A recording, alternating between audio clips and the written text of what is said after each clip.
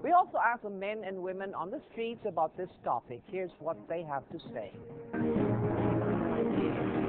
Maaaring mali yung nasasakdal at tama naman yung gobyerno.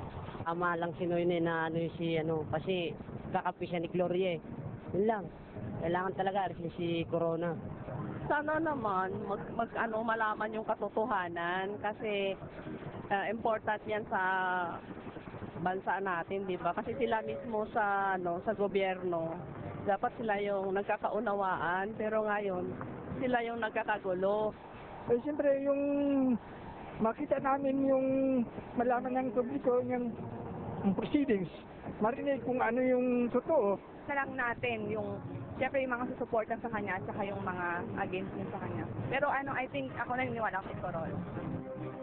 For them to prove na yung mga sa kanya, accusation. I think talagang gagawin ng paraan lahat ni Pinoy para matanggal siya. Ang tingin ko naman yung mga Senate natin hindi naman sila bias.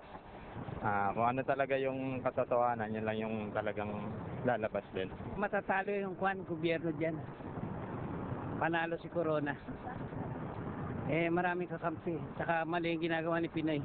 Nakakagulo lang din kasi sa ekonomiya natin yun eh.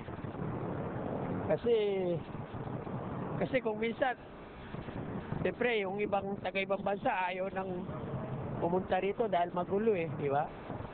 Dahil sa impeachment na yun. Sila ng legal process para siyempre hanap ng butas yan si Corona. Pero dapat siyang ma-impeach.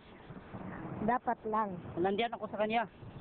Kasi ayaw kong bastusin yung Korte Suprema. Nandiyan ako sa panig ni Corona. Mahirap magsalita diyan eh.